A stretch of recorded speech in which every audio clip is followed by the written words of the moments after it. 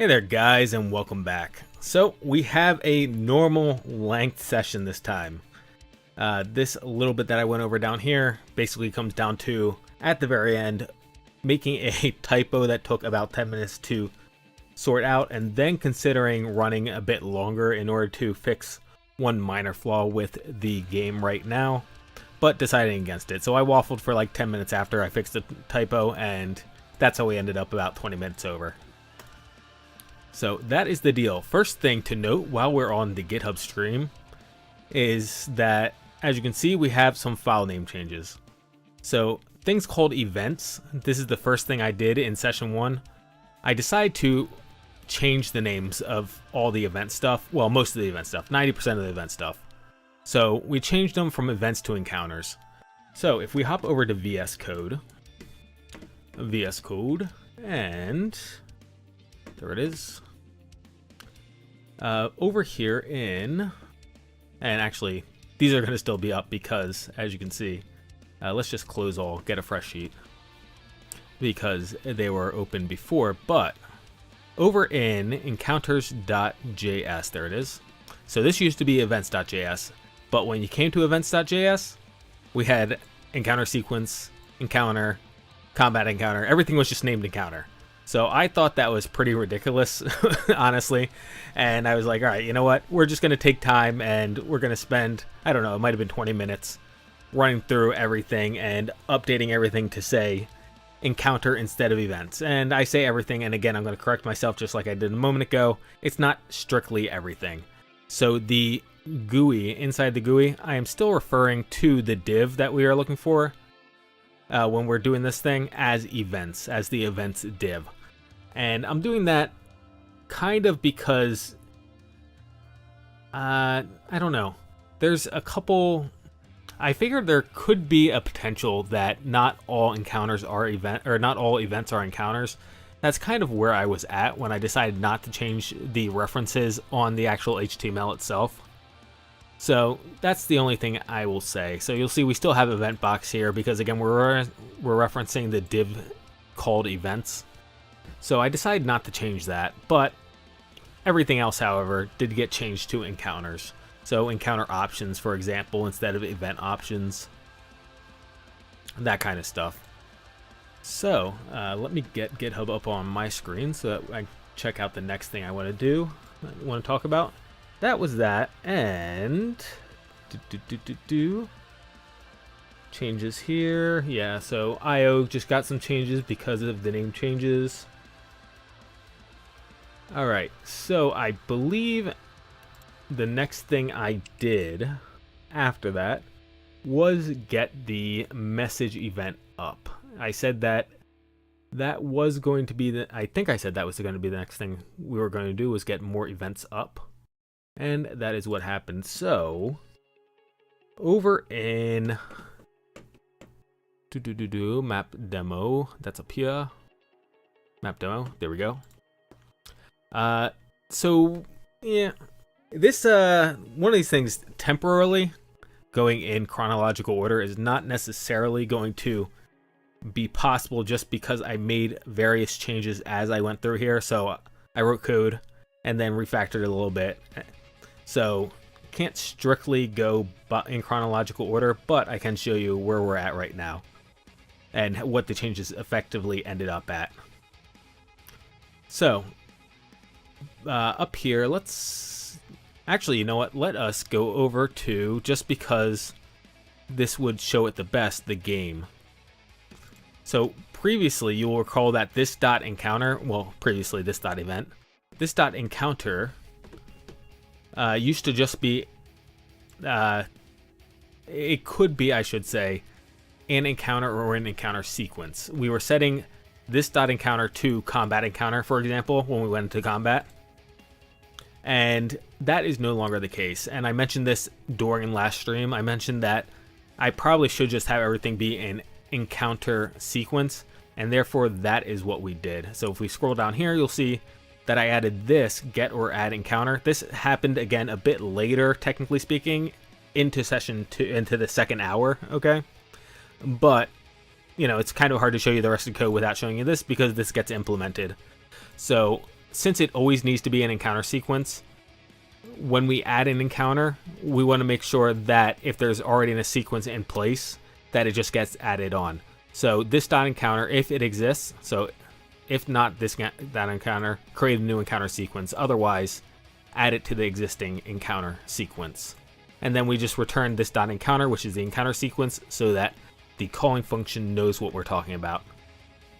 So if we go over this right here, add encounter is a new function over on the encounter sequence. So we can come over here and take a quick look at that. Add encounter just adds it onto the encounters list. That's really all it needs to do. I had a typo here. This was plus or equals 0 because I'm an idiot, evidently.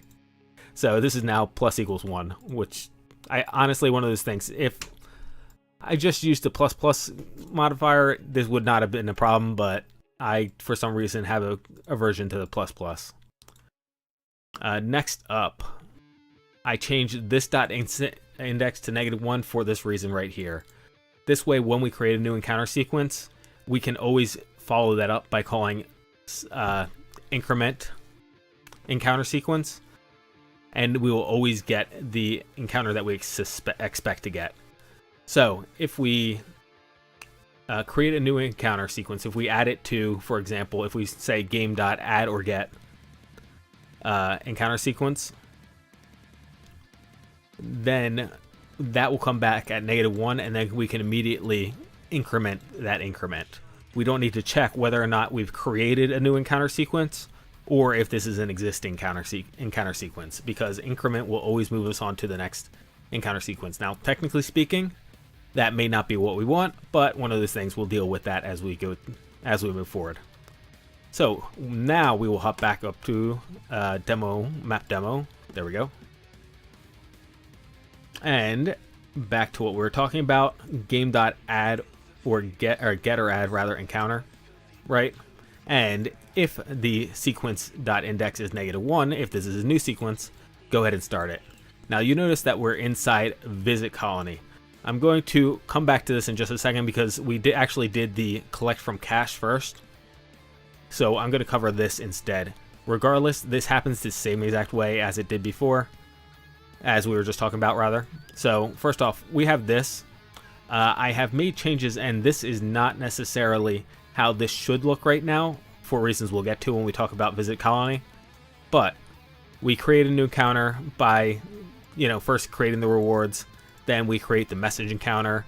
Message encounter is just an encounter that opens up the event box and shows a message with a continue button. So obviously we pass that in rewards, pass it in the message we want to show, and then again, exact same code I was just talking about, which is why this one's easier to talk about. Now, the one thing that I want to mention at this point, now that we have the general idea of how this all works, so message encounter, show a message, etc., etc., etc. One thing I want to mention is that I am really struggling with this right here, with the rewards portion of encounters. I am very, very much tempted to come over to encounters.js and just create a reward encounter and just have it handled like that. So when we initialize our combat over here, port event, when we initiate the combat, instead of having the rewards in combat as part of the combat event, we would actually initialize the rewards separately. And then you can see here we have a message. I've changed the port event to first show a message that you're entering a random encounter, and then having the counter next. But at that point, we would then put reward in there, and that would be a reward event.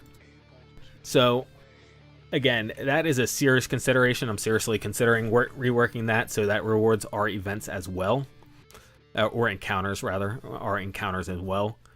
The only reason I'm not necessarily doing that is because it's not strictly necessary. We don't, it's, for example, it's no big deal right here when we do this message not to put in any rewards, right? That doesn't really hurt anything for it to have no rewards. And up here,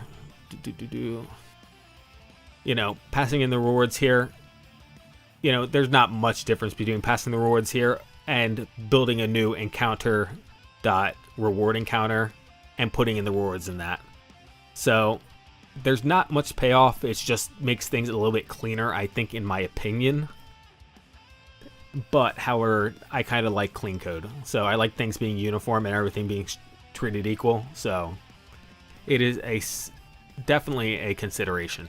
Now, up here, as I said, this technically at this point should change, and I forgot to come back here and change this, and that is because we also implemented a callback encounter. So if we hop over to encounters.js, you can see we have the load message here, and again, it's very, sorry, this is the wrong encounters.js. There we go. Yeah, we have the message encounter, and the init encounter just passes back the message and the exit button. Exit button here is just the text to appear on the continue button. I'm calling it the exit button in code. In theory, it's more like the continue button, but in many cases, it exit the current event. That's why I'm calling it the exit button. That's my logic. But you could also consider it a continue message, and you're just continuing out of the event. So it's just nomenclature. However, in callback encounters, as you can see, we are actually just extending message encounter. Is how I decided to do it, because fact of the matter is that the difference between these two is just that this, as you can see right here, has an extra callback. That's the only difference. So in theory, the other way I could have done this is let result equals super. It's one of these things. I can never remember in JavaScript whether or not you're actually supposed to include that or not, but looks like we can probably leave it off. Regardless, result there, and then result dot callback equals this dot options dot callback, right? So this is the other way to do this, and just return result.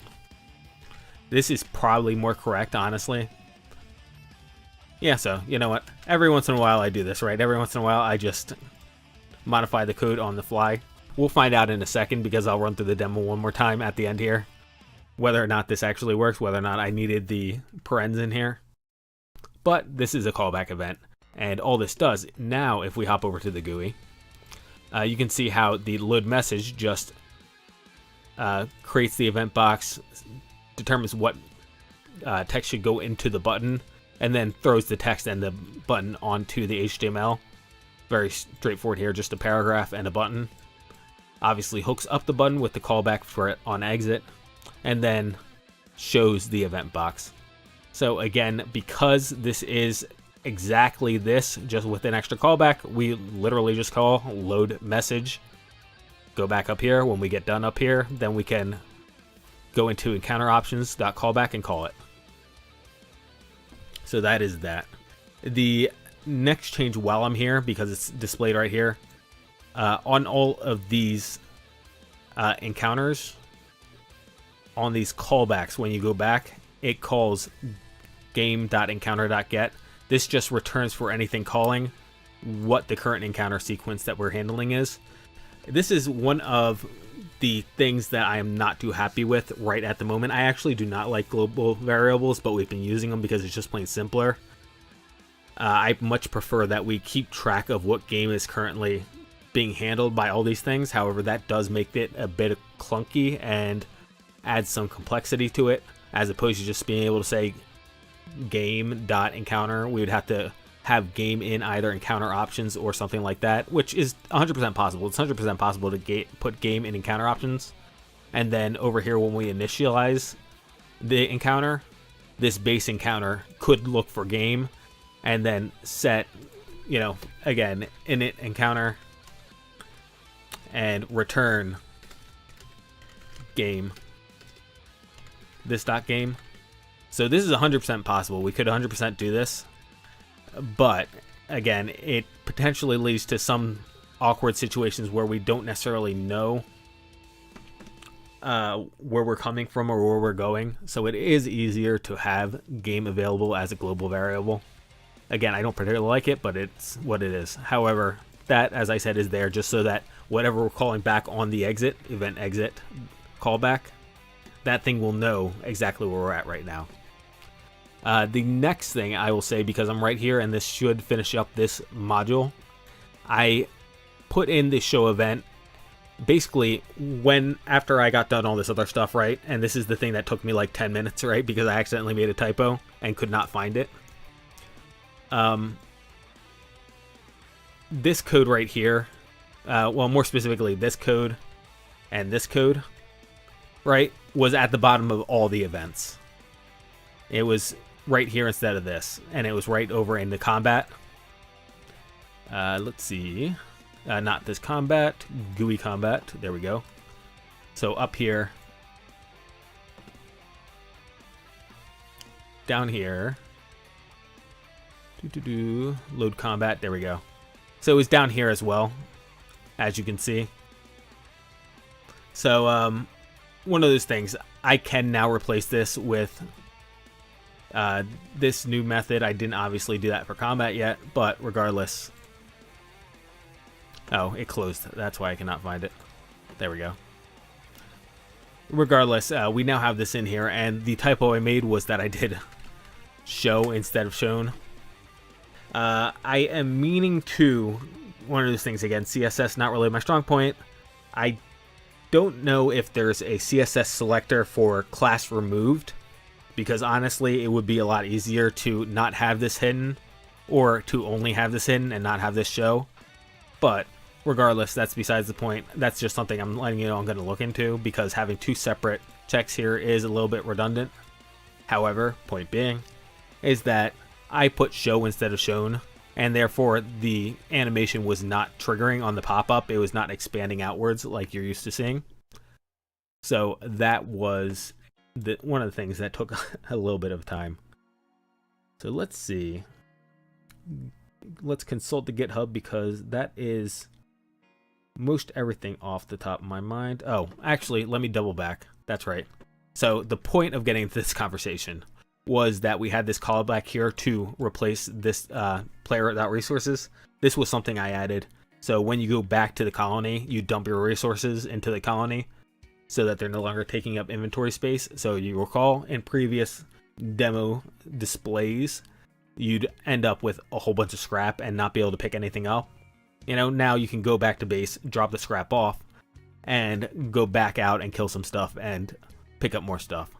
So that is the purpose here, but like I said, this right here should be a callback. So in theory, let's see. You know what, I'm not going to do it right now, but in theory, this, instead of being a message encounter, could be a callback encounter, or should be rather a callback encounter at this point, because I implemented callback after message. Obviously this got done first.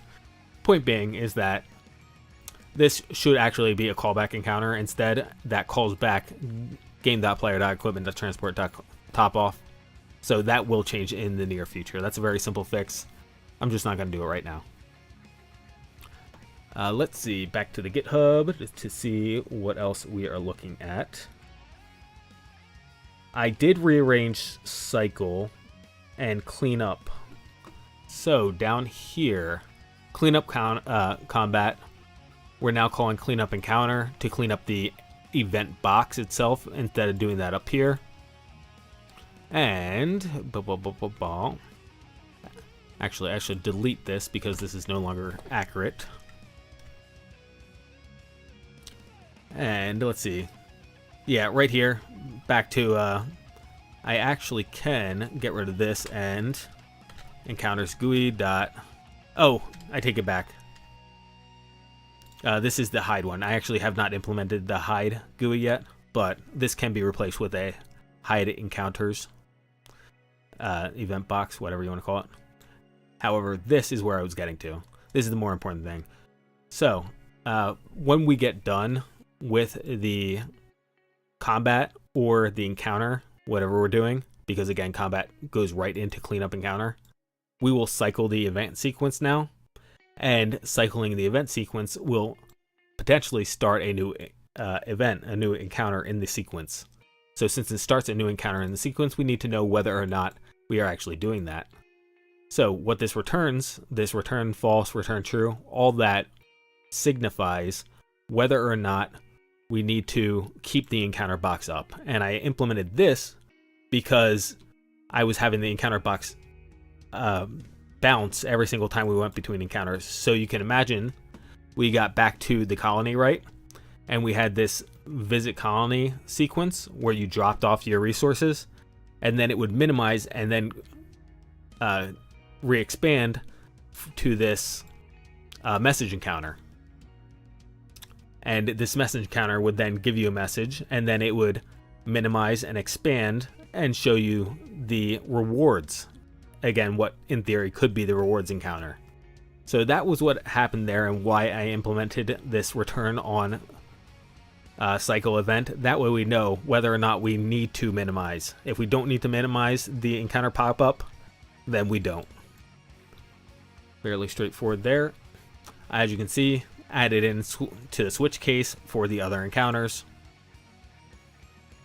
And all this code should have been from last time. So it was just this code added. One of those things, back to rewards GUI.load rewards in both of these things. That seems to me, again, I'm really on the fence about this because I would not need this line. As you can see, this is all in a callback. This is actually all in a callback right here. And I would not need this entire callback, necessarily speaking, if rewards were their own encounter. So it's the more I talk about, the more I think I will be making that change. So look forward to that one. Let's see, back to the GitHub to see what else I am missing here. I did rearrange, not that big of a deal, but I did rearrange this because these are going to trigger in order. So you get the visit colony encounter first, and then the collect from cache encounter second, so that you collect from cache after you dump all the rest of your stuff in there. One thing I am considering, and again, it's something I'm really on the fence about, is whether or not to keep track of the stuff you drop back at base. Right now, the problem that I'm running in, the annoyance, I guess, that I'm running into, and that needs to be fixed. This is the thing at the very end that I said I waffled on fixing this time or leaving till next time, is when we, let's see, where is Visit Colony? When we do this, equipment.resources is blank. That does not take into account the fact that our ammunition is a resource. So that means that we actually dump all our ammunition for a laser pistol back into base, or into Nether actually, because we don't even have the colony initialized in this demo. So for that reason, I either have to go through and make sure that none of the stuff we're dropping is in ammunition. That's one option. The other option is, instead of just dropping it, we could create a new encounter, quote unquote, where you swap out ammunition onto the base. Now the reason I don't really want to do that, I really would prefer to just parse through player.resources and take out anything that's not an ammunition, is because that actually is beyond the scope of this demo. That in a dark room is a separate screen that's not a pop-up event, and right now we're only handling the map and pop-up events. That's the point of the map demo. So that's actually a screen back in the colony. When you go to the colony, you have three buttons. It's go out into, it's the cabin where you build the town up, where you buy upgrades and whatnot. It's go out into the woods to collect from your sectors, our sectors, collect from your traps in the woods. And then the third screen is manage your inventory on your character, between your character and the colony. So you can move things around from the character's inventory and the colony's inventory. So since that is technically part of the colony screen, I don't actually want to do that in the demo, TLDR. So that is that. Let's see. Any other changes? Okay, minor change, very minor change over in the CSS, site CSS. You can see, let's see, it's in the pop-up. Yeah, so you can see I put in white space no wrap here during the animation. That way you do not see the text wrapping as the pop-up window gets bigger. So that was implemented. Let's see. I think that might be it. I actually think... Oh, one more thing. So you recall that I just mentioned a moment ago that the visit colony event will remove all our ammunition. Whoopsies. That became a problem and caused an error over here because... Let's see. Isn't that in here? GUI.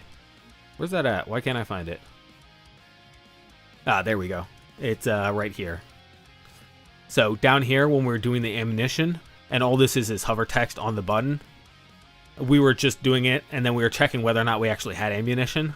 The problem is that if the ammunition is not in our resources, then getting strings right here is an error.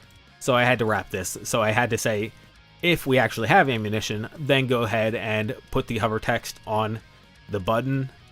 Otherwise, just disable the button because we have no way of getting the hover text at that point the way we're currently set up. We can only get the strings the way we're currently set up by using this. I take that back. We could change this, I guess, to...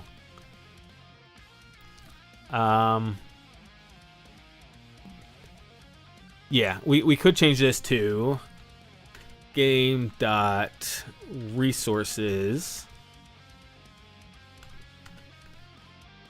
to that. We could change that to that, and that would let us get these strings.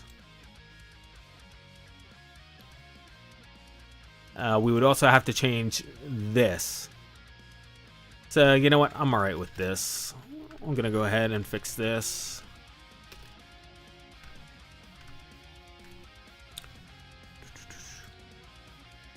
What's up with you? Shouldn't you be back? Oh, that is what's going on there. All right. So now we can get the strings. Oh, I take that back. I goofed that up.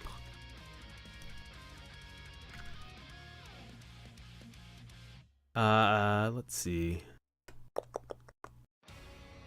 No, I didn't. I didn't get that. I didn't goof that up. All right, so here instead of ammo,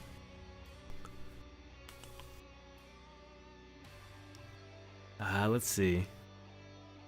Because this is going to get our resource type, right? You know what? Before I screw this up, because I'm feeling paranoid, let's go ahead and run the demo. And hopefully the demo is not foobarred by the other changes I made. But I guess we're about to... Oh, that's right. I already have it up. Just need to switch over to it. There we go. All right. All right, so here we are. So I'm going to go ahead and go back so you can see this.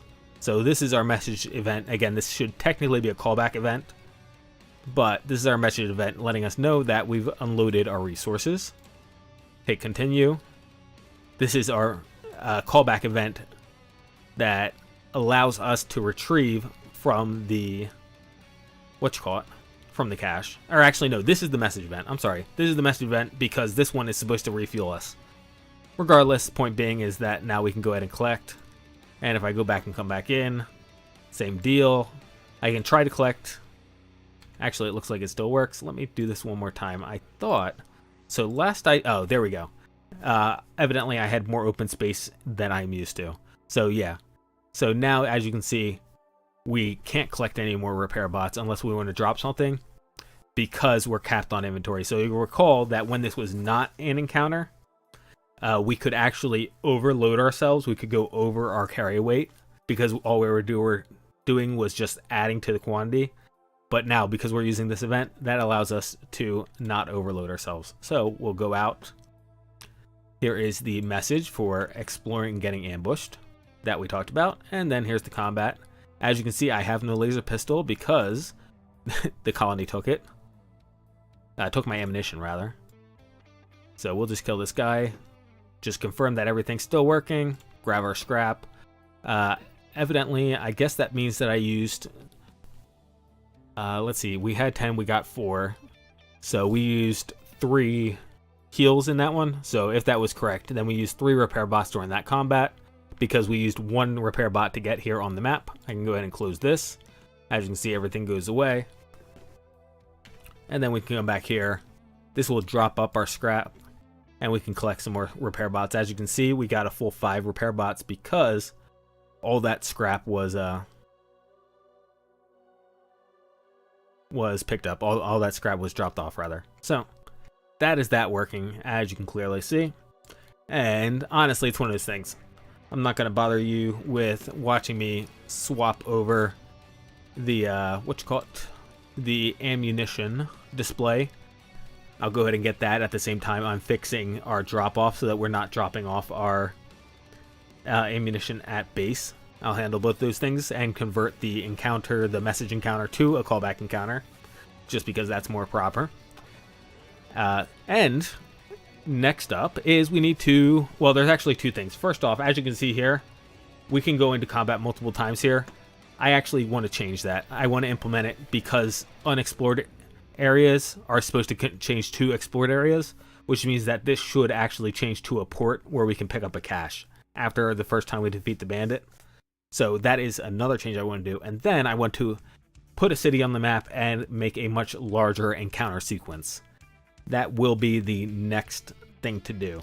The cities, as I believe I mentioned before, the cities and the dungeons, I believe, I can't think of any reason not, but I believe they are basically the same exact event. The only difference is that the end of the dungeon, you get an unlock, which is you unlock the dungeon for use on the colony. I do not, we actually, you know what? Yeah, all right. So we're not going to be able to do that in this demo, I don't think, because this demo, again, does not cover the colony, interaction with the colony. So I'm not going to implement that. I'm just going to do a city. I'm not going to do a dungeon because, again, they are effectively the same exact thing. However, we will have to make sure that unlocks actually work in the future. I think I will do player upgrades in the city. I'll give the player an upgrade in the city. So next time, handle these changes that I mentioned in here and then get on to implementing a city. And at the end of the city, you'll get a player upgrade that we can confirm that encounter events that give player upgrades are functional. And after that, we are almost done. The last thing that I plan to do in this demo is the Fog of War. We do not have, as you can see, Fog of War implemented. So, Fog of War needs to be implemented. And I believe that's everything. So, again, this has been a nice 30-minute wrap-up, recap, blog, whatever you want to call it. Happy that we got done the amount of work that we got done. Do not feel like we were light on this one. And yeah, I think that's everything from me. So, as always, guys, if you have been watching, thank you, and I hope you have a great, wonderful day, afternoon, or evening, wherever you are in the world. And I will catch you next time.